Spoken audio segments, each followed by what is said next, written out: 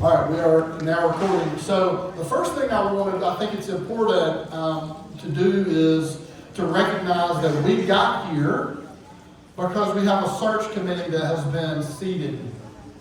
And in conversation with the personnel committee, they made recommendation that we seat a search committee, and they approved the search committee. And so if you serve currently on the associate pastor search committee, I want you to stand up and be recognized. Ayla, you did a good job. You're already standing up. So we've got Alice in the room. We've got Shelby up here. Alice, Ben, Ayla, Stephanie. And then I know Reed is traveling. And then Andy. Is Andy not here? Okay. He wasn't about. Okay. Is he? Okay. So we have a couple folks who could not be in the room, but so as we did some good work and we got to a spot and they were like, wait, are we sure we can afford this? And so I said, we need to answer some clarity questions. And so I asked the personnel committee if they would allow us to come alongside a partner that could step in objectively and give us some answers.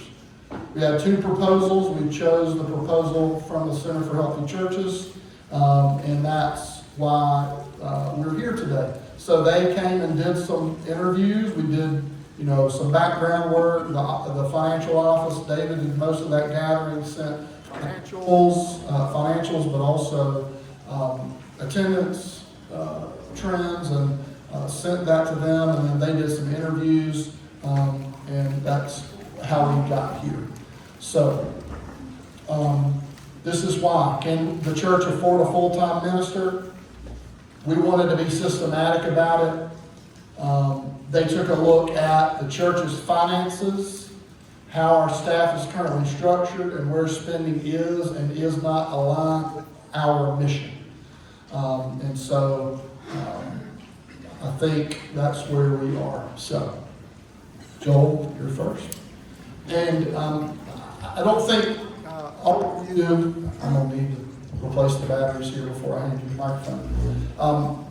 This man is a mentor of mine. He served as the third pastor, the fourth pastor I ever worked with, the second pastor I ever worked with full time in Rome. And he's been doing Center for Healthy Churches work for a long time in retirement, and is a trusted voice. When I am wrestling over something, he always answers my phone call.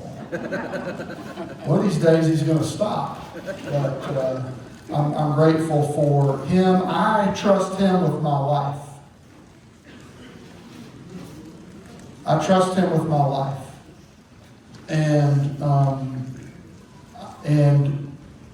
I think we should listen to him.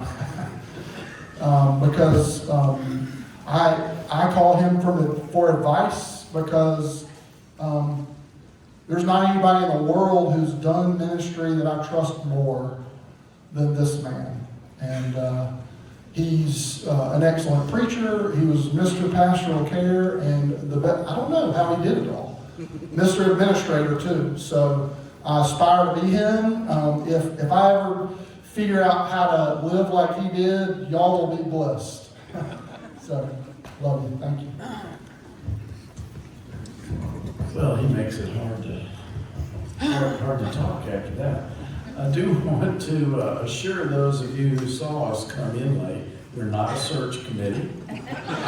So, that's been mentioned a couple of times to us. But thank you, John, for such a kind word. But John and I had an opportunity to work together at First Baptist Church of Rome for about 10 years. I retired in 2016. The next year I went to work with CHC. We could have just answered the question, could you afford a minister, by looking at your budget? And I don't even think we would have needed a calculator if all you wanted was a math answer. but we knew you wanted something deeper than that. So I assembled a team. Frank Granger was here with me when we came to do some of our work. I've known Frank for a long time, but I worked with Frank for a year and a half when I was interim pastor at First Baptist Church, Athens, Georgia. And when he retired recently, I said, we gotta have Frank on the team.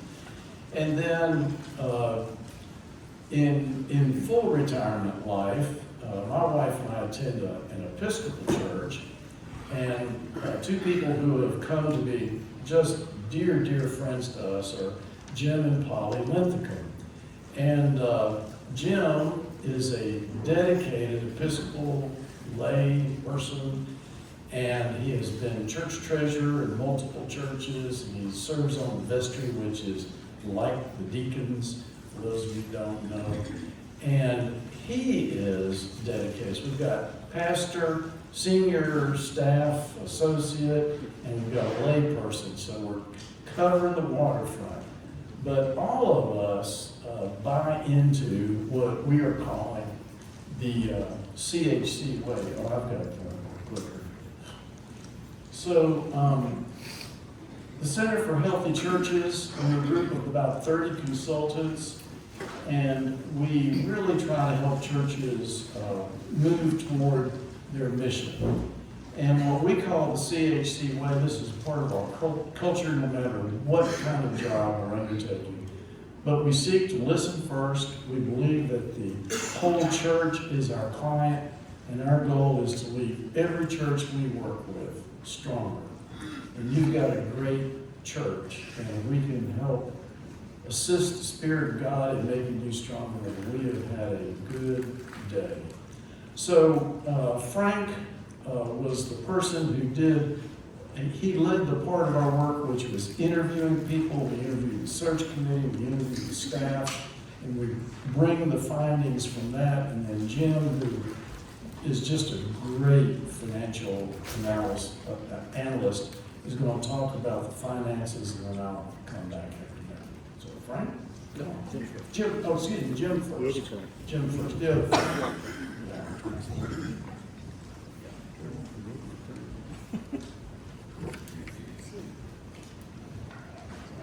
Hello. Yes, sir. Good morning. How you guys doing? We fumbled around here for a second. All right, so we did pull together 10 years worth of financials.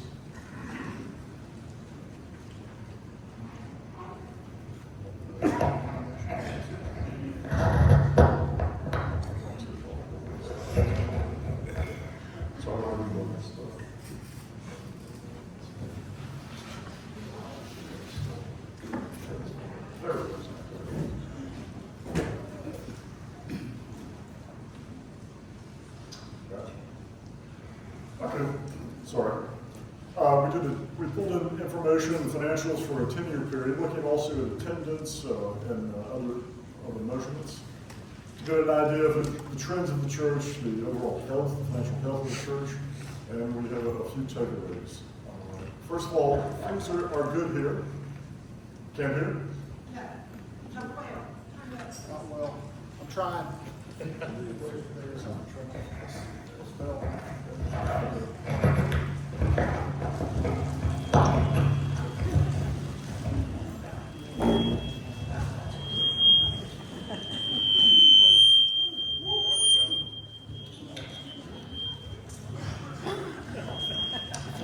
Said you wanted to hear. It's going to get better after this, right? So, again, you guys are in good shape financially. One thing I'm really impressed with is that there's no debt. A building as big as this is, and a community as large as this is, to have no debt is really impressive. I have to commend you on that. You also have $1.5 million of available cash for operations, which is in years. I'm sorry, $1.5 million, which is.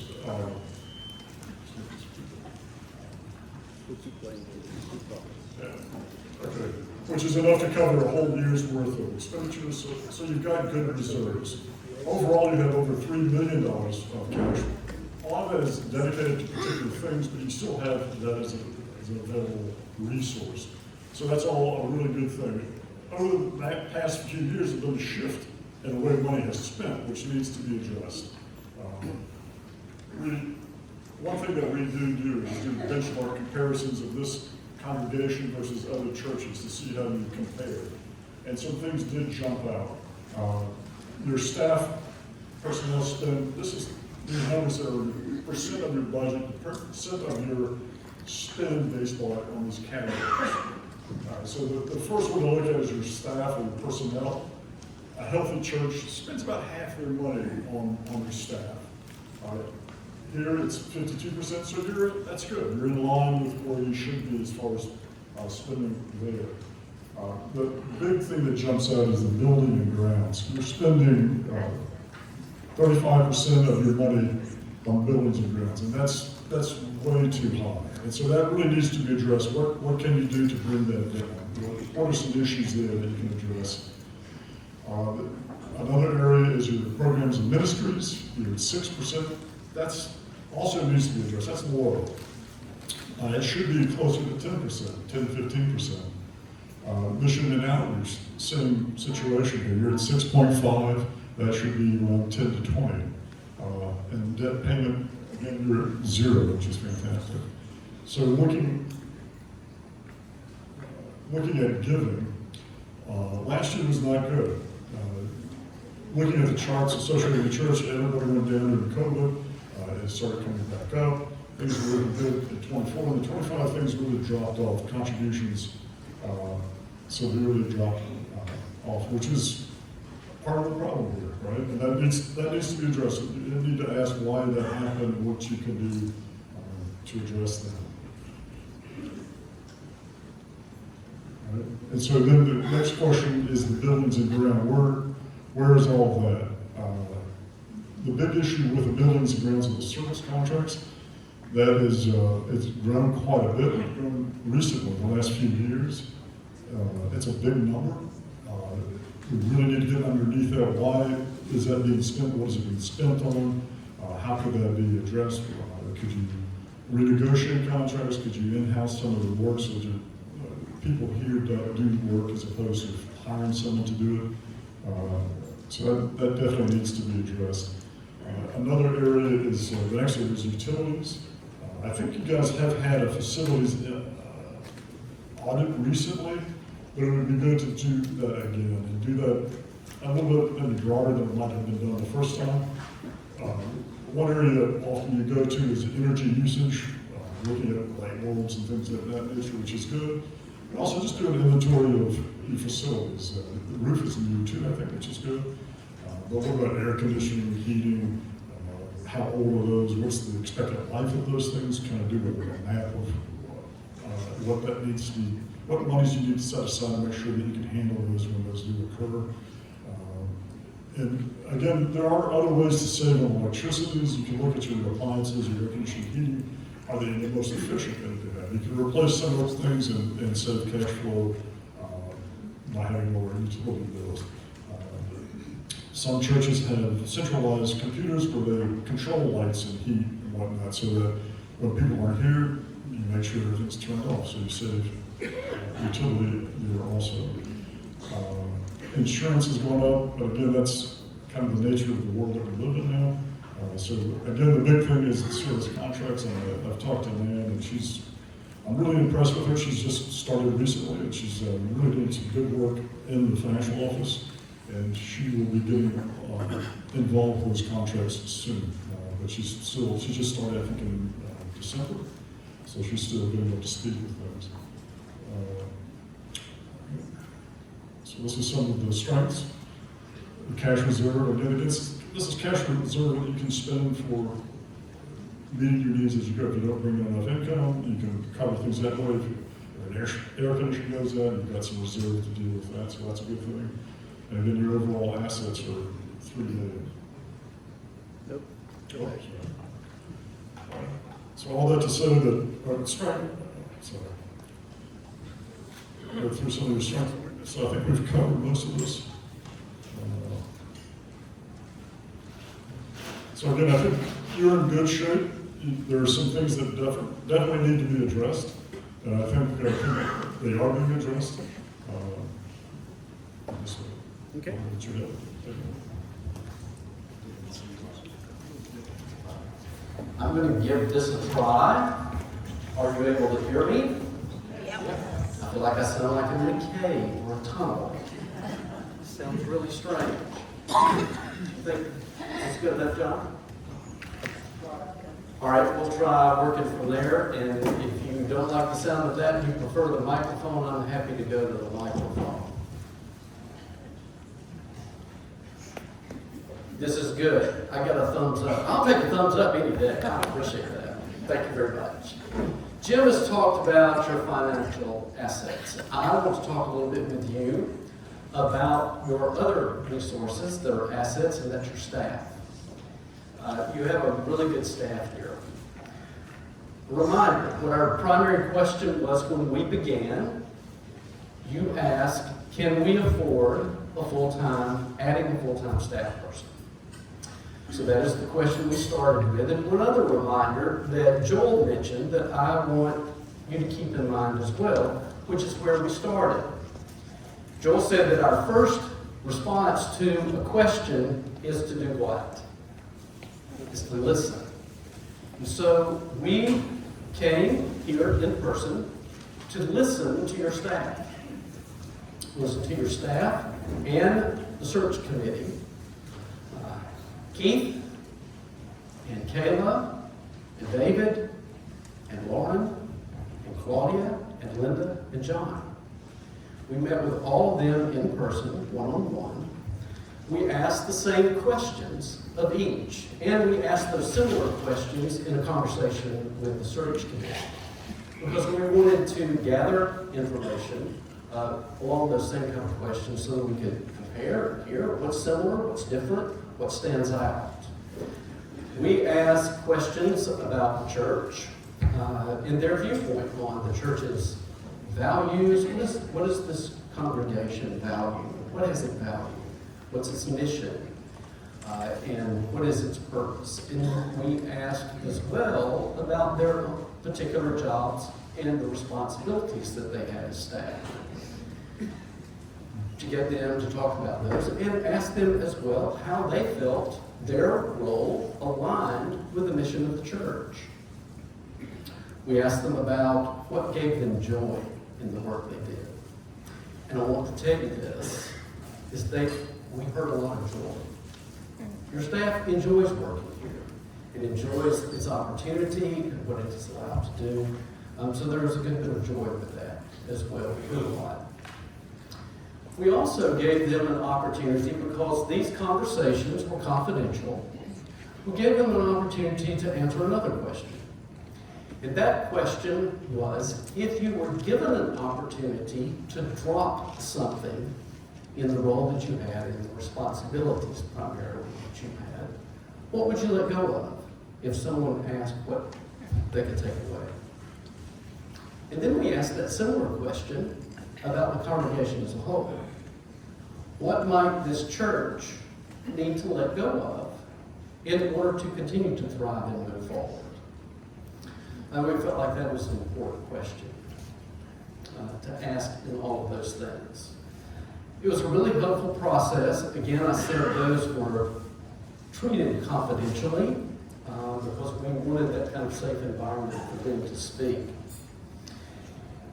What that gave us is an opportunity to look at the larger picture, to look across not just one individual job and what we were looking for in hiring someone full-time, but to look at all the job and responsibilities of the church in a larger picture, from a higher view, an overhead view. And by doing so, it gave us an opportunity to see what is covered and what's not covered. Where are gaps?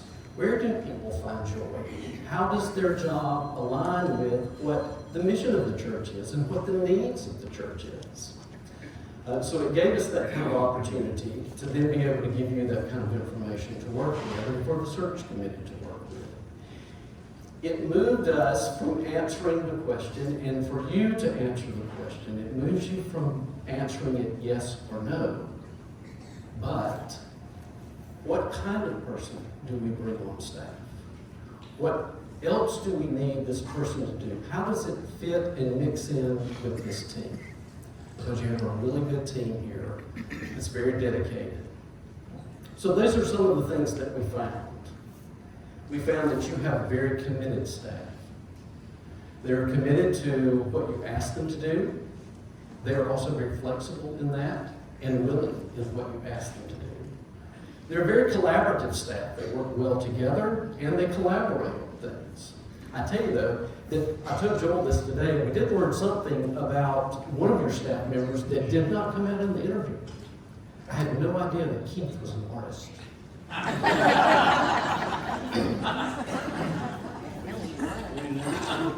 He had me, yeah. The staff is very caring and compassionate too about the church. Do know this, your staff loves you and loves this church and loves what its mission is. And all that came out in the conversations that we had. It's a very, very committed group. Something else came out. It was not exactly this phrase in any one sense, but everyone spoke these words, and they spoke them in some form or fashion. No turf, no agenda, just service.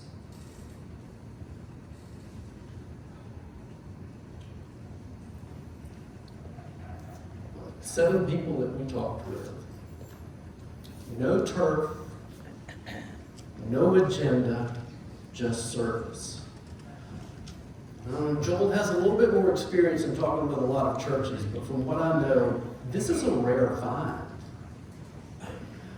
This is something greatly to celebrate. This is part of the culture in your staff. You don't put culture on a job description and it happens. Culture is something that occurs. And culture carries a great deal of weight, and that is an excellent culture to have among your staff. And I have a feeling that that kind of culture spills over as part of the church's culture as well. Sometimes staff reflect the church, and sometimes a church begins to reflect what it is the staff is. And I would imagine that's more chicken and egg here. We might have a hard time figuring out which one came first. That's extremely important. These are some other things that we found. I'll read a little bit of this. It's small in print. So these are some of the key findings we have. The pastor's workload. What was consistently named here is that there is a gap. The pastor needs an additional support from ordained minister on staff. Pastoral care, preaching, and various other leaderships in that area. That there is a gap there in the need. Youth ministry. Youth ministry here has been for a long time, and it's a very important piece of the ministry of this congregation. And it needs, once again, some long-term deep investment in this ministry among the church here. Thirdly, in the children's ministry, it's really shown growth in recent months, but it needs the stability of permanent designation and not an interim status. If you have an interim status, there's a bit of a holding pattern to that. There's good momentum that was identified in these interviews here in this area, and removing some interim status and letting it move forward is important. Role alignment. Some of the staff roles don't all match with the passion and the gifts that they possess. Now, I want you to hear something very clearly here. I'm not in any way saying that the staff's not doing a good job. I'm not in any way saying that the staff is unhappy. But what did emerge is that with their gifts and what they bring to the table, and the roles and the things that are on paper for them to do, in all places don't fully align. They align in a lot of places. But what we were hearing is perhaps there could be better alignment. Lastly on here is a sense of joy and energy. Children in worship, there's a good joy about that. Community concerts are some things that you've had and held here. There was a good spirit of joy and excitement and enthusiasm around those things as well. The church preschool is a vital part of this church's ministry, I think, for a long time. One of the other things that was mentioned is the Hospice Festival of Trees that occurs. There are things that you're doing that are for you, but there's also things that we're doing that are more outward facing to the community. Those are very positive things that are a part of this church. One other thing that surfaced as we did our interviews and conversations that was a surprise. When you ask questions, you expect some answers to come, but then other things just surface. What surfaced was recognition that over the last number of years, the church has been through a great deal of transition. You've had from Tony, who was pastor and left, and then you had an interim with Carlton, and Carlton tragically died. And you had another transition there in the pastoral spot when you were already in transition. Those are disruptive. You've had change in children's ministry. You've also had a change in youth ministry with unexpected changes in Lincoln. Those kind of transitions make it difficult to find momentum to move forward. It doesn't mean things are bad, but it does slow things down. And so paying attention that there's been a transition previously is a really important point at this juncture, because having stability as you look to add someone on staff, bring somebody in and have stability there and build momentum is very, very important to kind of maintain that effort. Lastly, what I want to bring you to is what we identified as basic needs and functions in the church's ministry, and looking at that in terms of functions, not necessarily job positions, but what are the tasks and functions that are needed. I'll read these off for you, unless your eyes are much better than mine. Pastoral roles of pastoral care, preaching and leading, support to the pastor with pastoral care and preaching, ministry focus for youth, ministry focus for children, music and worship leadership, missions development and coordination, your building facilities management and administration. These are all functions of your church's ministry that need to be addressed. Office support, including your financials, some senior adult focus, and communications. Communications not only internally in communicating with yourselves, but communicating externally. Making your church known and what you have here, what goes on here. And so that kind of communication. Those different roles and functions and skills were things that we identified. Joel?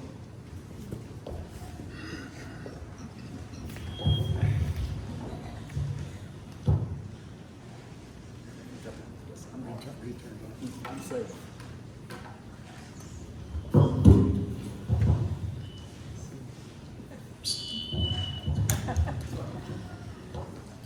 Something was on. Is that, there we go. Thought it was me. All right, so the question, can you afford a new staff member, an additional staff member?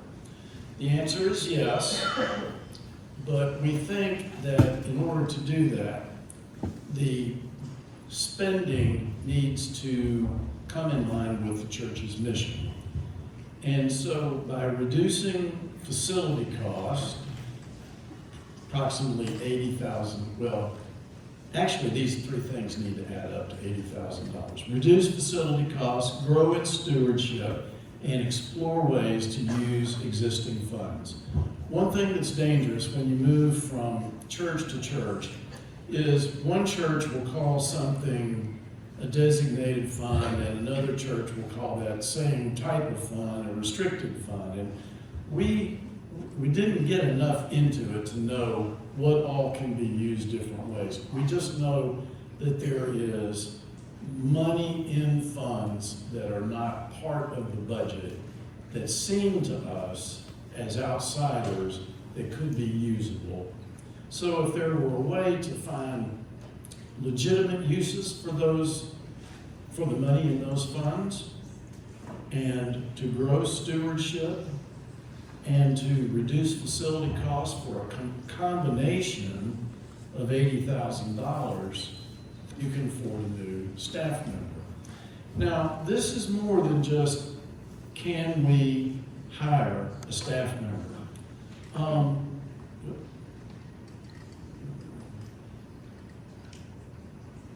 Let me talk about, before I come back to this. This is really aligning who you are with the way the church spends its money. The things that struck us as being a part of the culture. If you were asked me to describe First Baptist Church Greenwood to somebody new or to somebody outside, I'm going to tell you that the part that Frank mentioned about staff, about no agenda, just service. That, and I would say to the search committee, it's when you hire somebody, it's not only do they have right education, but somebody needs to fit that culture. That's a really vital part. Another piece of the culture of this place is an image of this church as a vital worship place. Music. If somebody were to, I don't know, Keith, somebody saw your artistic talent and moved you off somewhere and we had to replace you. Just for somebody who came in with less of a commitment to the quality of music, that would be a big blow to your culture. The self-identity as having a strong youth ministry is a big part of your culture. And also being a church that is a leader in mission is a big part of your culture. All of these things are a part of the identity of who you see yourselves as in this community. This is part of what God has called you to do. The part where the facility spending gets out of whack, everybody becomes very concerned if personnel is out of whack. But we seem to, and this is not just true of you, this is churches in general, we seem to accept other areas that are out of whack. And you're 10% over any benchmark we could find on facility spending. If that can come back towards the benchmark, and it's a benchmark because we know what works in churches, if you can come back towards the benchmark, then you have more financial capacity to add staff, you have more financial capacity to do the kinds of ministries like music and youth at a higher investment, and you bring your mission back up to what you understand is a part of your commitment as a congregation. And what limits that is the spending on facility. So we know that you have done some of these things. We do listen, we do hear that there's been different evaluations of utility spending and those sorts of things, but we're just encouraging you very strongly to take a sharper pencil and a harder look to go back and see where that might be done. What else could we do? We also think that the shift in the transition, I think Frank's dead on the transition on ministry, particularly as it relates to youth. Over the last 5 years, we'll just say from the pandemic, because I can't name an exact date, but since that time, has left I don't know, it just doesn't feel good to people. I don't know how else to explain it other than we're not living up to what we've always expected of ourselves, what we've provided for past generations, what we need to provide for the current generation. And I'll describe it, this is my word, nobody else's, but it does feel like a little anxiety. What are we going to do? What can we do? Can we still do this? We just want to assure you that the answer is yes. We do believe that there is the capacity somewhere to find, what if you just find $25 of savings in contracts and utilities and that sort of thing? We've knocked off a big whack of that. How much increase does there need to be in a sense of giving to God that stewardship increases by $25,000? Are there $25,000 within those reserve restricted funds that are available to be spent? That's $75,000. You haven't totally cured the facility problem, but you've got yourself to a place where you can hire another person. So we really do believe this is not a snap your fingers, problem is solved tomorrow. But you have no debt. You've got great reserves. You have good leadership. You've got solid membership. So with a plan, you can begin to move toward these things. So just some recommended next steps. Audit the building contracts, review everyone, and see, if you can save.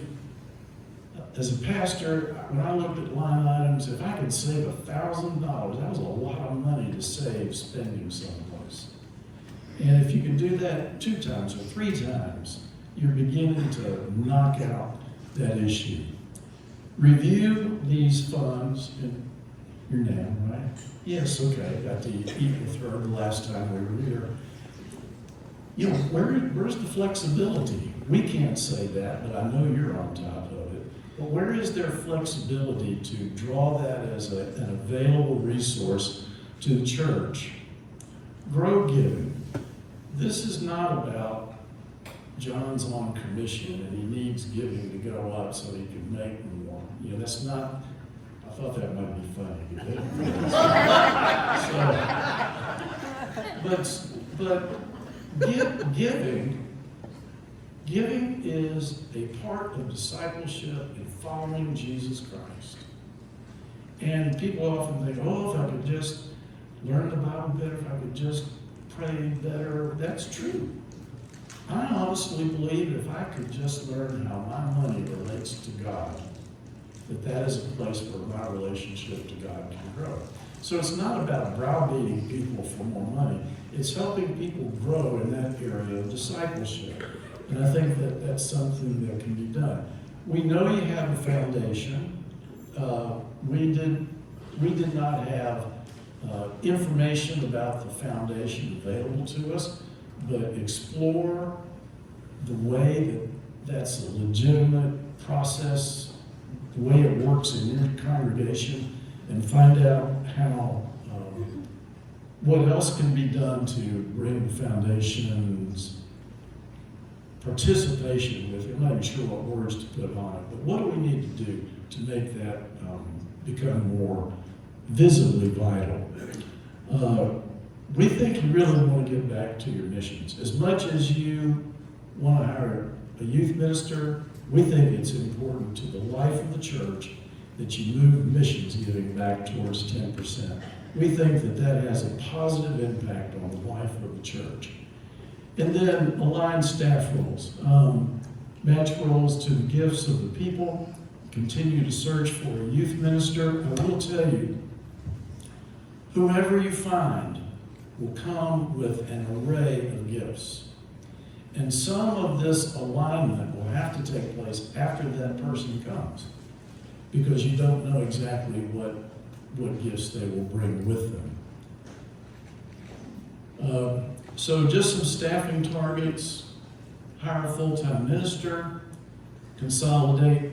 The facilities are covered by different people. We think it may be to your benefit to consolidate that. Align existing roles where people get to do what they do best. And we will say, we think we ought to make your interim children's minister permanent. And just tell you, if she wants to move to Atlanta and get her a job in 7 or 8 different churches who would like to have a good children's minister. And we just say, so many churches we go into, they are really struggling to figure out what they can do. You've got strong reserves. You have no debt. You have great leaders who love this place, and you just got to address the patterns that have slowly built up over 10 years. They're already here. They're already here. And one of the add-on things that we will do when today is over, we are working on if you think of, you're the students and you've got a lesson, we've got a teacher's book for John, where it's a strategic plan from the pastor's point of view. How do we implement these things? And we will be giving that to him in the next week so that he can help lead. So John, that's our presentation, and we'll be glad to answer any questions. So I know there are probably questions in the room. Do you all, who has a question, if you'll stand and say it loudly, I'll repeat it for the viewing audience and for these folks who might also want to hear it. What questions do we have?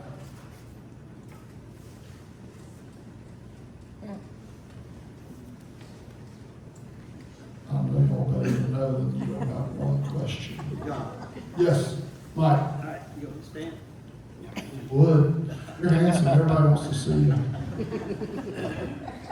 My question would be, when you talk about the benchmark for churches with what's spent on the church and the grounds, are you considering how big this building is and how much land we have to take care of?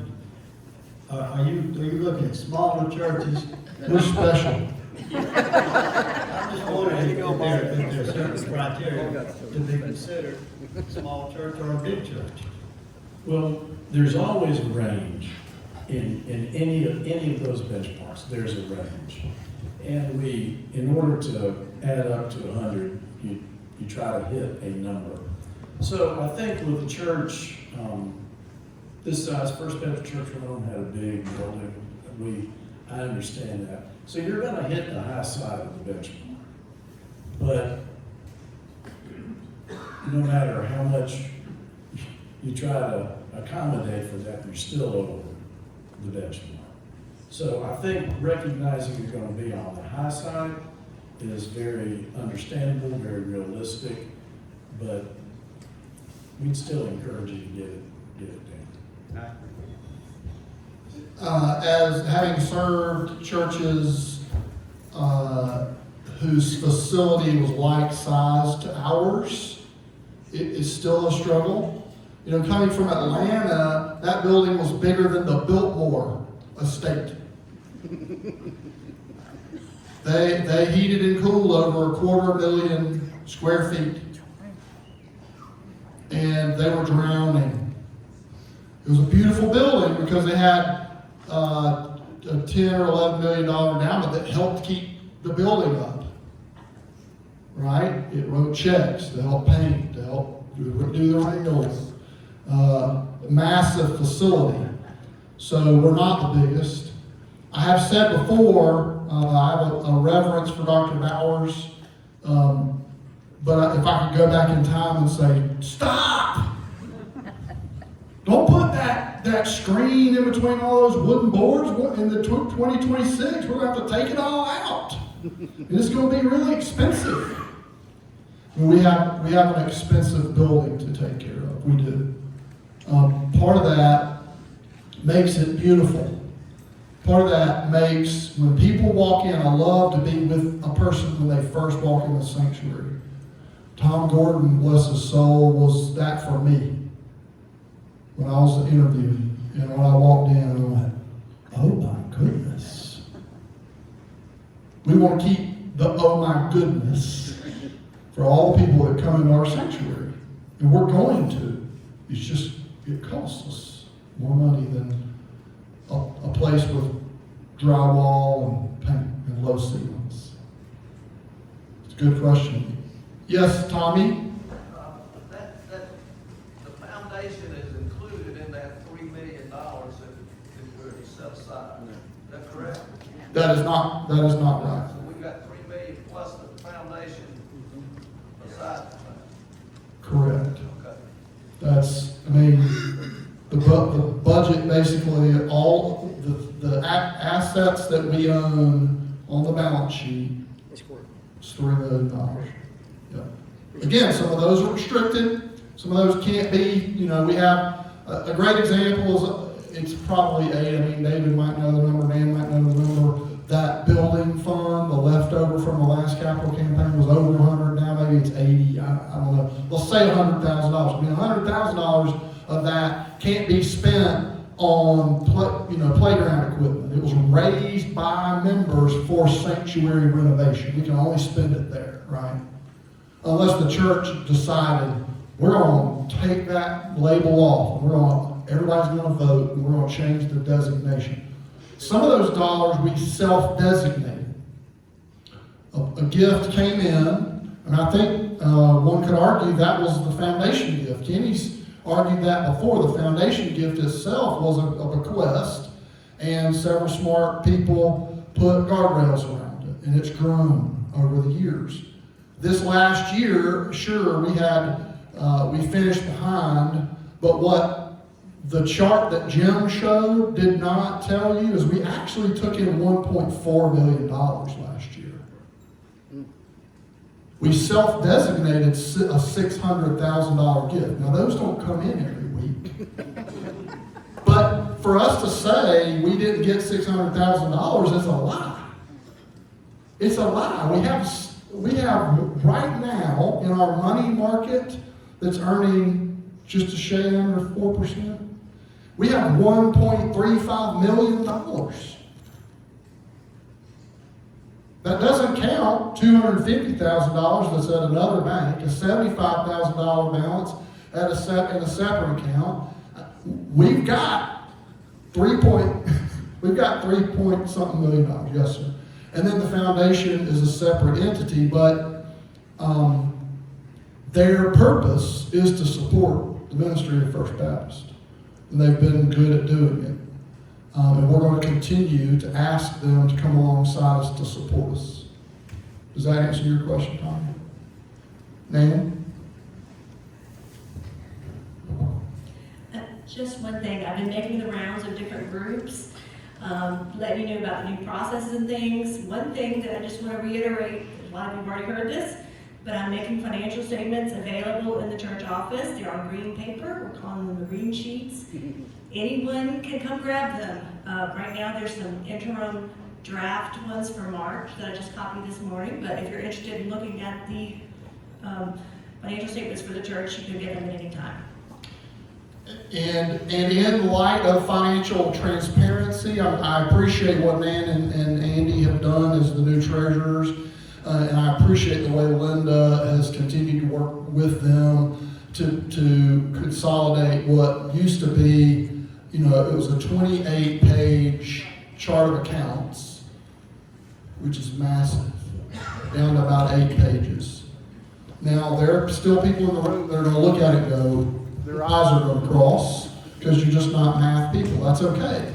But what we are doing is we are being transparent about how much money we have. And there used to, the way we reported balances in the worship order, there are people who would come to me and say, are we going to close? We're so far behind. Are we going to close? Are we done? Are we in trouble? Guys, we're not going anywhere. We have a bright future. And we're trying through some work, through the information that these gentlemen have helped us see, through some of the work and transparency through budget reporting and monthly budget actuals reporting. Do we need to get our facility spending in line? Yes. We need to, and in light of that, there's a small group of members who have just been birthed. If you'll remember that old move, it was a men's movement called the Promise Keepers. There's a new ministry that was just birthed this weekend called the Premise Keepers of First Baptist Church. I'm telling you, I got a logo and everything, don't I, Jesse? Volunteers who love this church who've said, I'll change out a light bulb, I'll change something out. If I can fix the leaky toilet, I'll do it, so we save a $350 Mathis bill. That's the kind of work that's going to get us from 31% down in a tolerable spot, right? It's a shift. It will take all of us rolling our sleeves up. But frankly, the only reason we have a Wednesday night program that's living is because members of this church said, we're not going to let Wednesday night die. And they started cooking. Now, they're tired.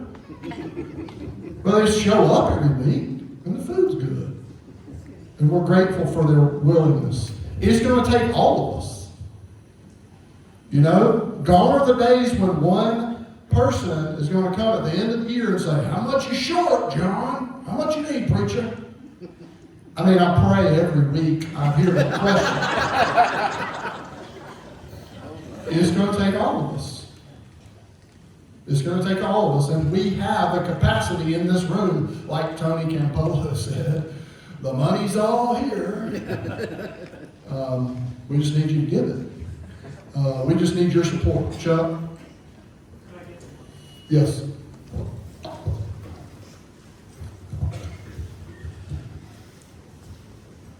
I looked at all of this today, and I appreciate all the facilities talk. I think it's tremendous. And I know that we can do something about that. As long as I've been a member here, I feel like there's another piece missing from this conversation, which is, why does missions get the last line in our giving? Can we be honest enough and challenge ourselves enough to say, look, we should be giving 20% to missions, if not more? And is that something we can do? It's easy to talk about. It's another thing for a group of people like this to gather the will to say missions comes first. God needs the money, or for sure our missionaries need it, but so many other things. And I know that many of us give to other kinds of missions where those numbers that are in our giving statement here never show up. Because so many of you are involved in community ministries and things like that. But can we continue to up that number with what we are as a church are giving? I find it interesting that we have so much money. I've been in so many smaller churches where you just, it's like, oh, how are we going to get the preacher's salary paid next month? And I think certainly we can give more to missions. And maybe facilities will have to wait. Thank you. I appreciate appreciate that perspective, and it was an important part of what these folks have said.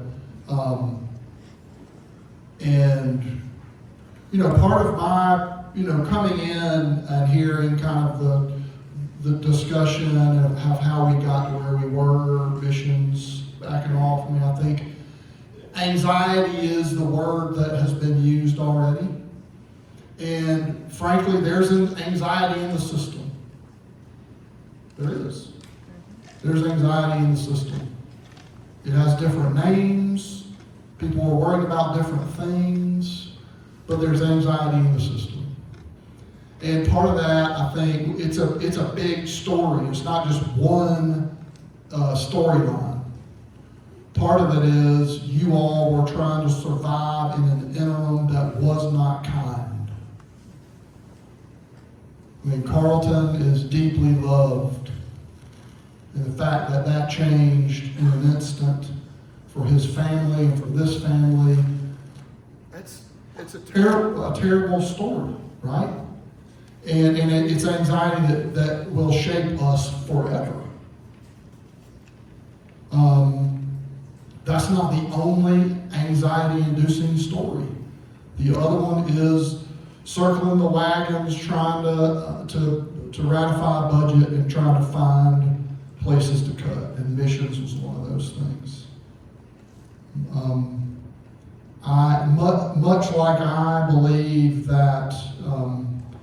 Much like I believe that my giving is a spiritual discipline. You know, the way we support missions as a church is should be the first thing we do. You know, if Jennifer and I are deciding, all right, you know, the reason you don't see us put something in the plate is because as soon as I get the deposit, it's already come out. I mean, We online give because we don't want to think about it. I mean, we think about it, we pray about it every year, we make our commitment, and then it's done because it comes out. Just like that. It's the first thing we should do as Christ followers, is to support, to give sacrificially, whatever that means. And to grow in our giving, whether we're already being a tither or not. Everybody has capacity to take a step. Along those same lines, we have capacity to take a step in the area of missions. And so thank you for saying that out loud, Chuck. Yes, Andrew?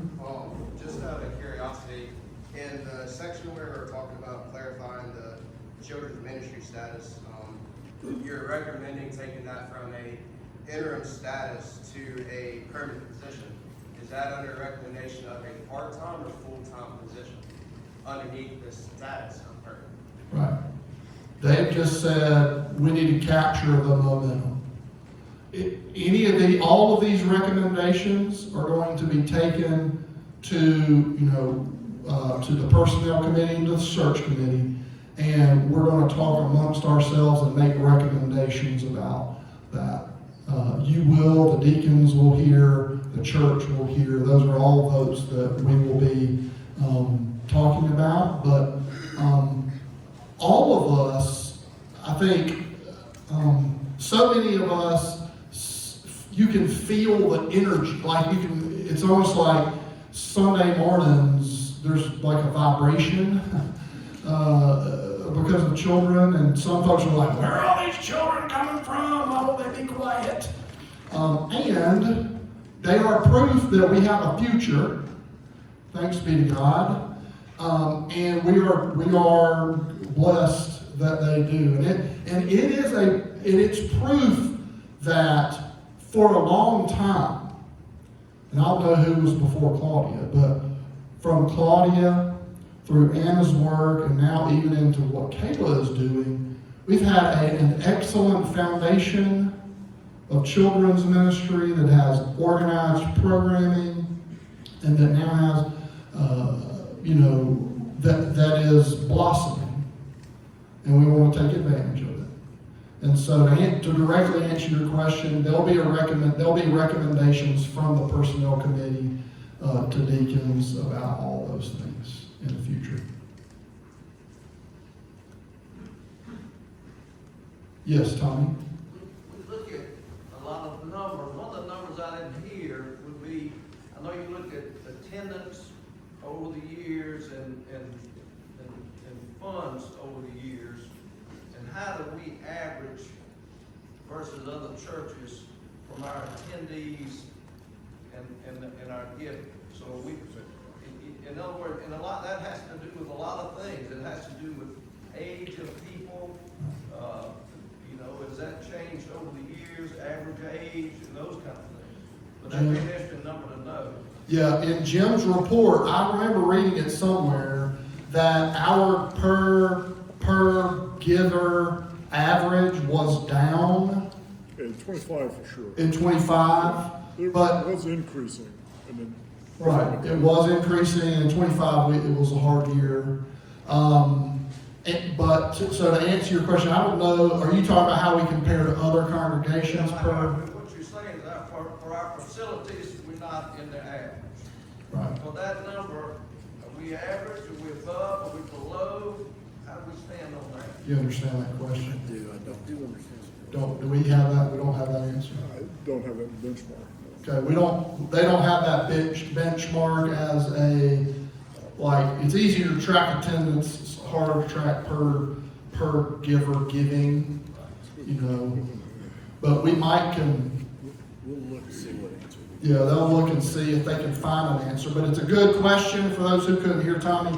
How do we stack up? Our per giver, the average gift of each giving unit, how do we stack up with our peers, right, in Baptist life?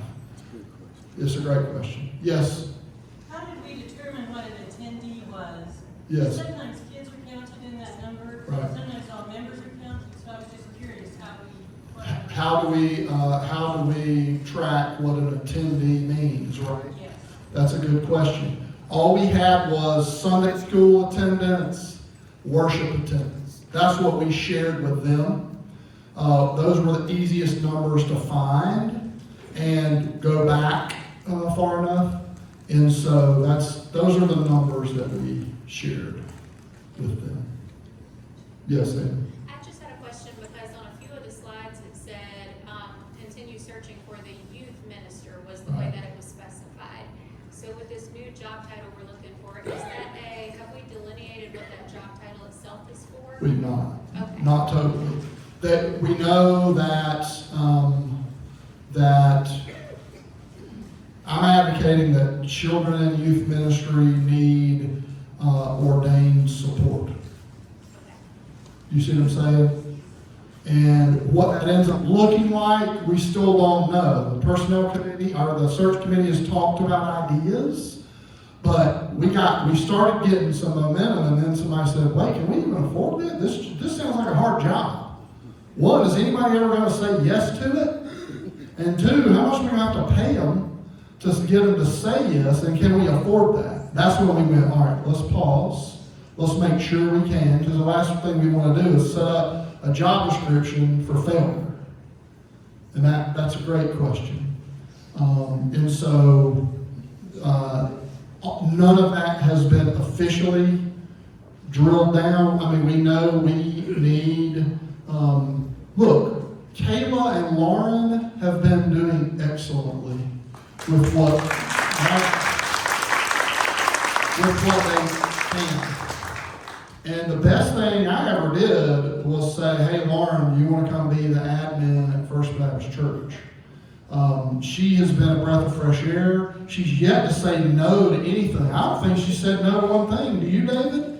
I mean, she takes all the things on, and she's excellent at it. She's a bright, fresh face, and she, you know, if you know the story about how she was hired, she didn't even know why she was showing up. I mean, she just, a family member, I think Meredith were they related somehow? I can't remember. Anyway, Meredith and Josh are in Columbia, and I don't want to talk badly about Meredith, but I mean, Meredith just said, "Come to this meeting." thinking? And she was like, wait a minute, y'all are doing what? You're hiring me for what?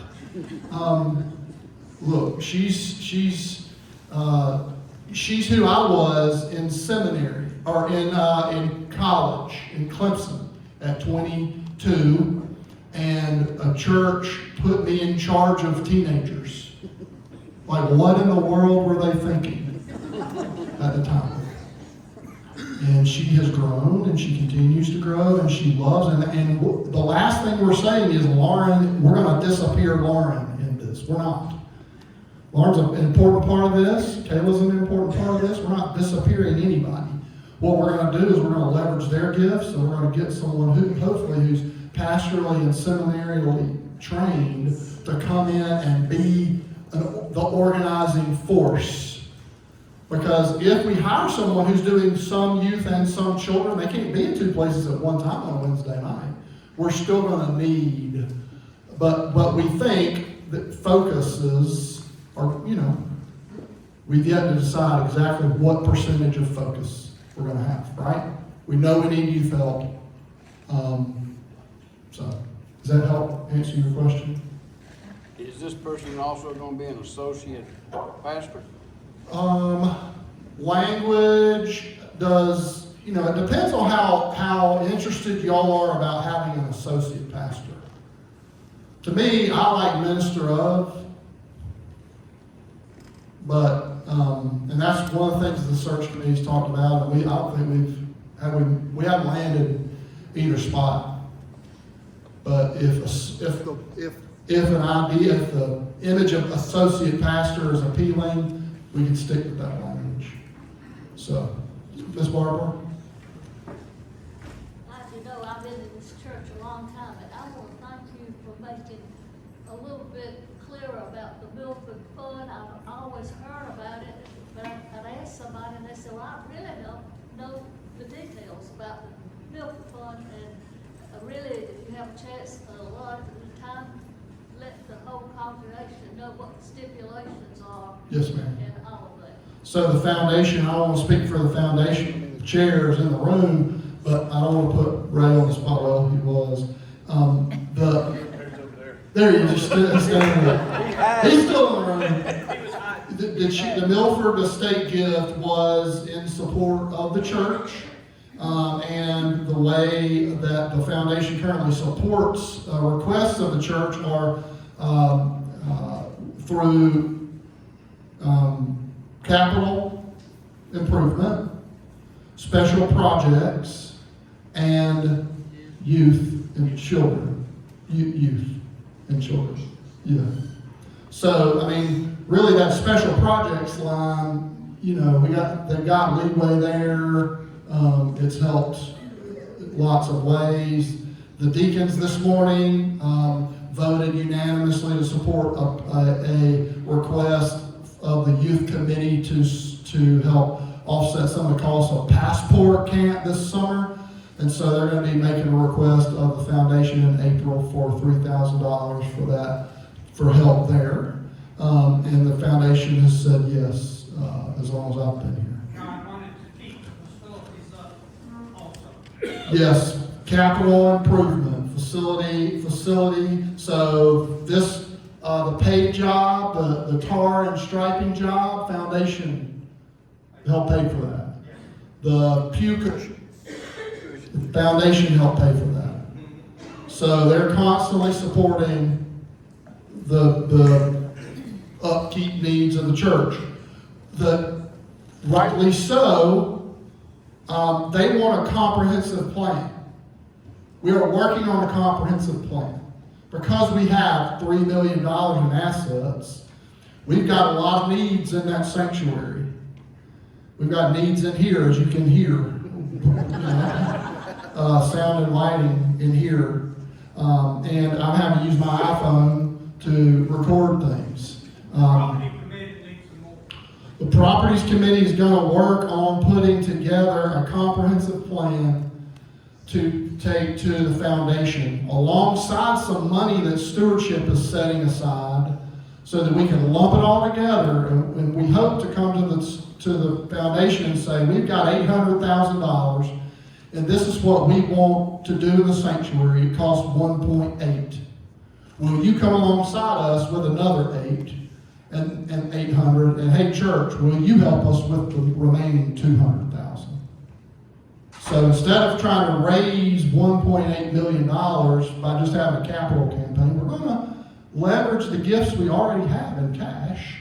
We're going to come on, hopefully the foundation will come alongside us with this big plan, and we'll have spaces that help bring some of those numbers down, right? The monthly and yearly numbers, and help us along the way. Those are in the works. Nancy? Yeah, this is just a point of clarification. Yes, ma'am. We talk about the size of our church. Are y'all talking about church membership, the number of people that are actually members or attendees? What exactly are you addressing when you say The size of our church. Where's the size of our church? Yeah, what do you mean by size of our church? Well, budget is one thing. Budget? And then we had attendance numbers. Right. So Yep. So what we try to do is give them, we can look at ACS and our membership roll is one number, but there are members who live in Charleston.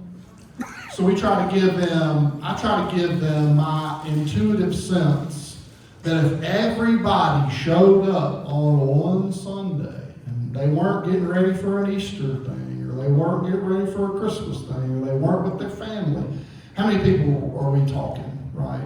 And I think we're somewhere in the 400 to 500 range is with folks who are engaged at some level across our space.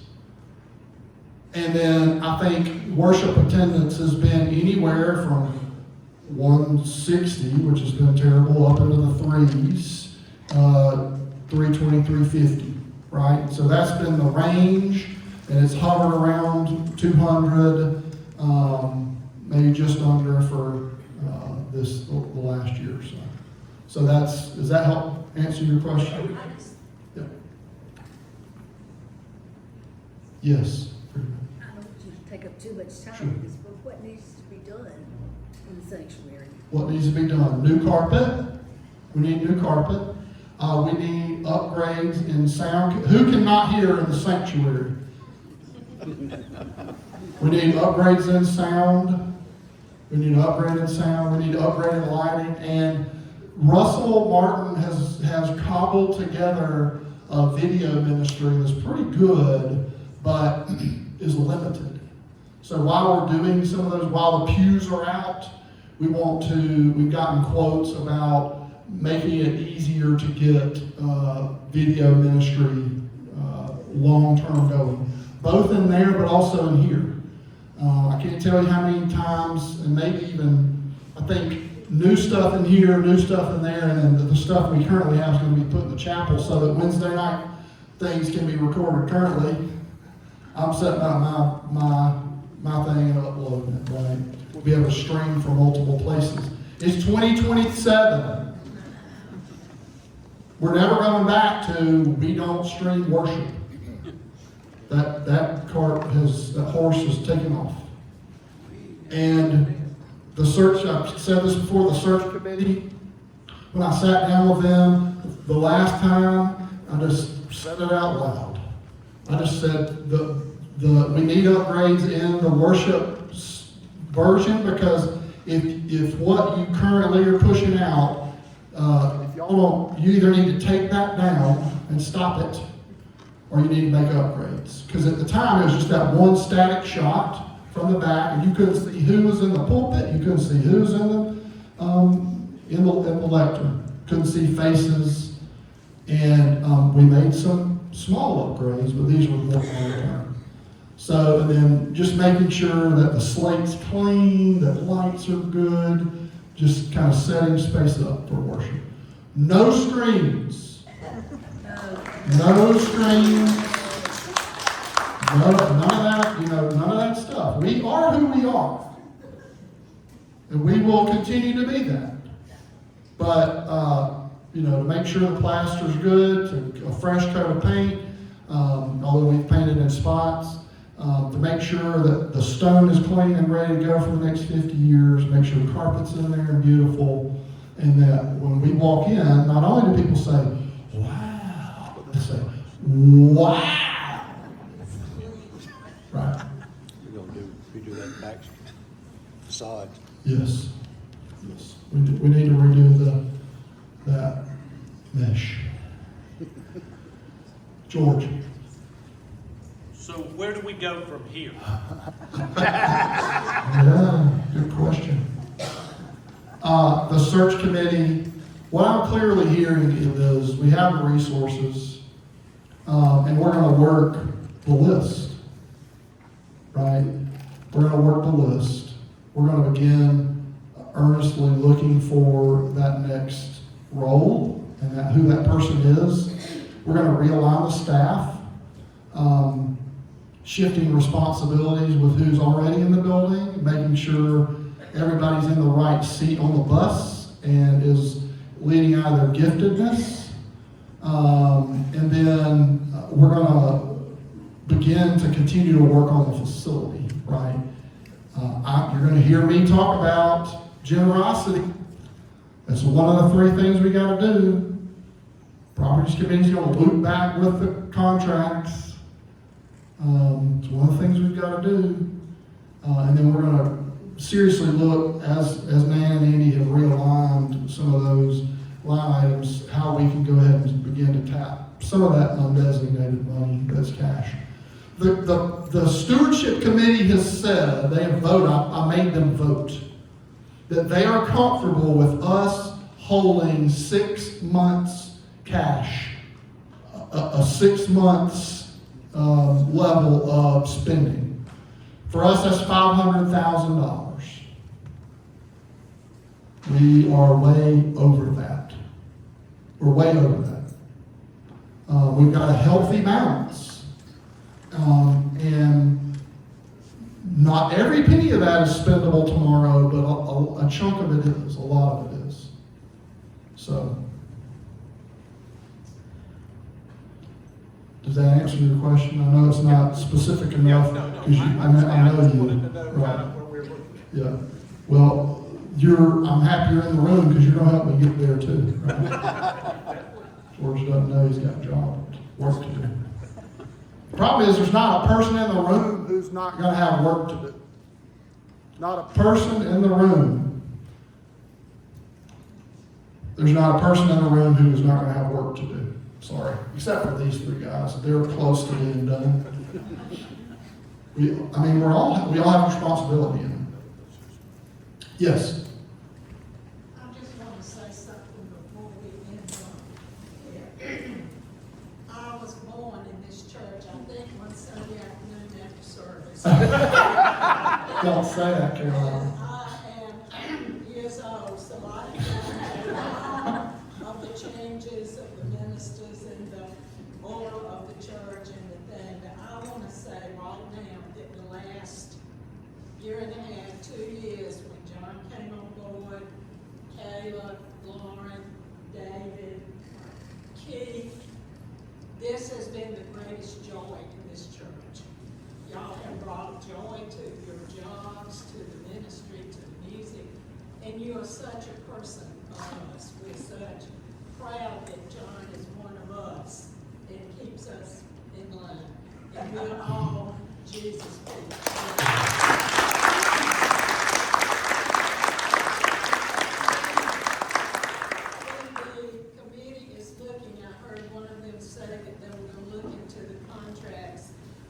To save maybe $1,000. No, I think we need to give $1,000 more to our staff.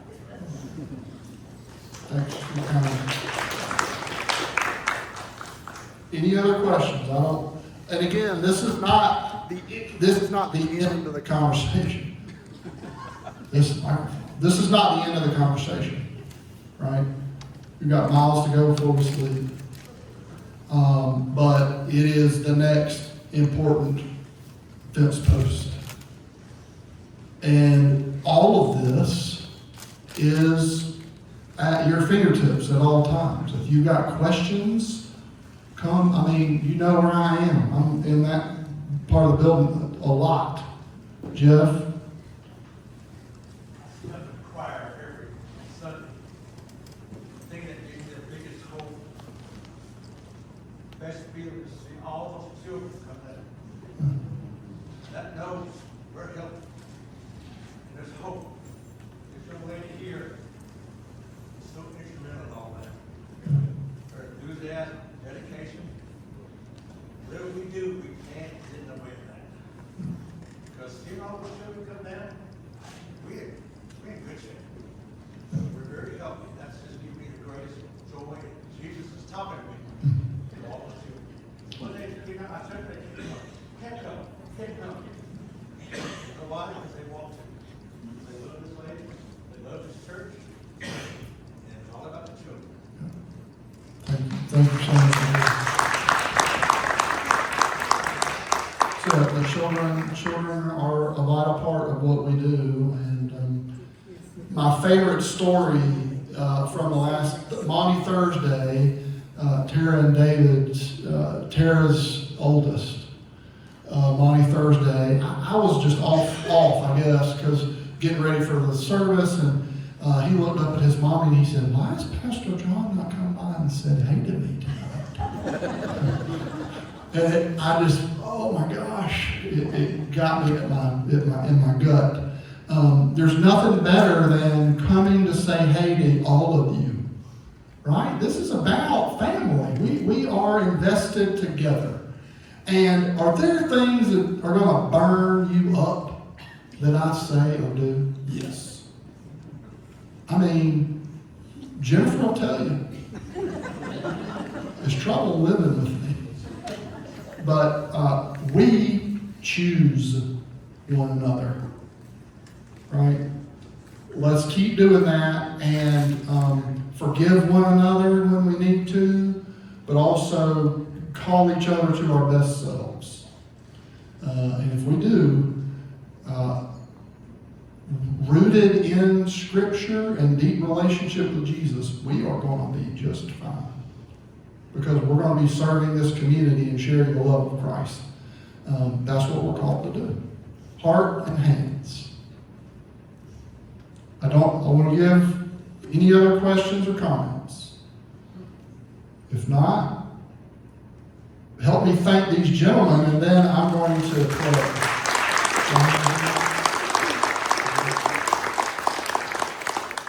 Thank you for staying and for your engagement in this process. If y'all have questions, they're here. Quiz them. I'm here. Quiz me. And we're going to be explicit about our plan. My newsletter article will be, in the May newsletter, will be about next steps. And let's talk about it if you've got other questions or you're confused by any of this. Okay? Let's pray. God, we're grateful for the way you continue to show up at the corner of grace and the world. And so as we leave this place, we trust in you. Do we have every answer, every detail ironed out today? No, we do not. But the one detail that we need is you. And we're going to trust in your power, in your kingdom, in your kingdom come. We're going to seek your face. We're going to do everything we can to try to pay attention and see you on the road alongside us. And we're going to lean into you when we're uncertain.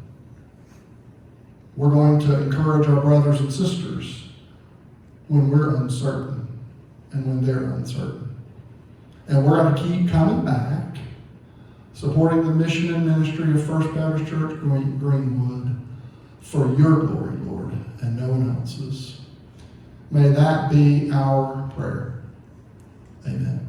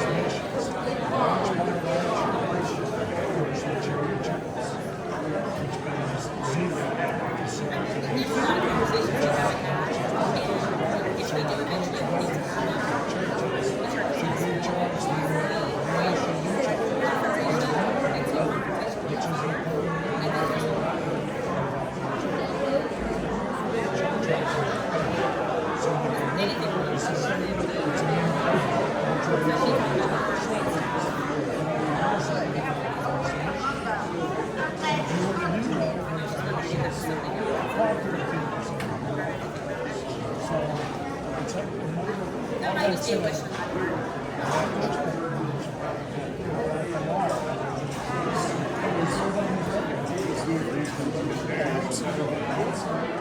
long as you understand.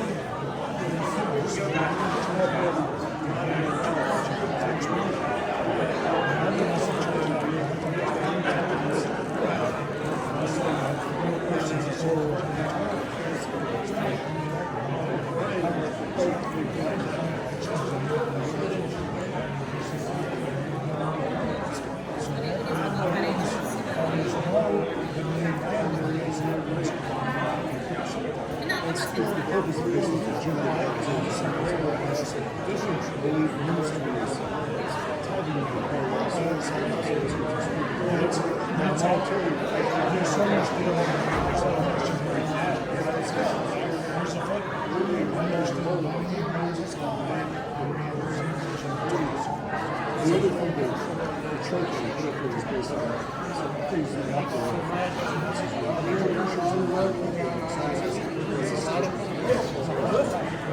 you know, this is a whole different world. This is a place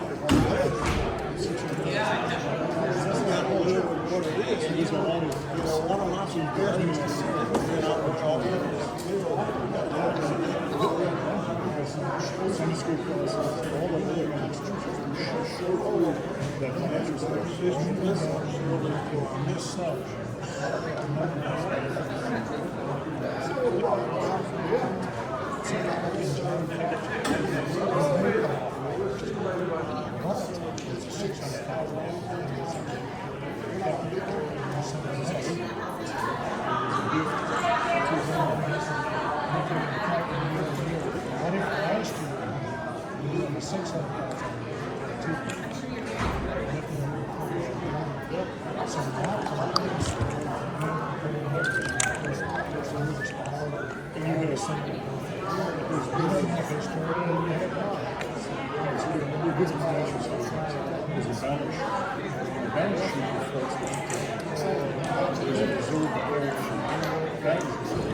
The income statement tells you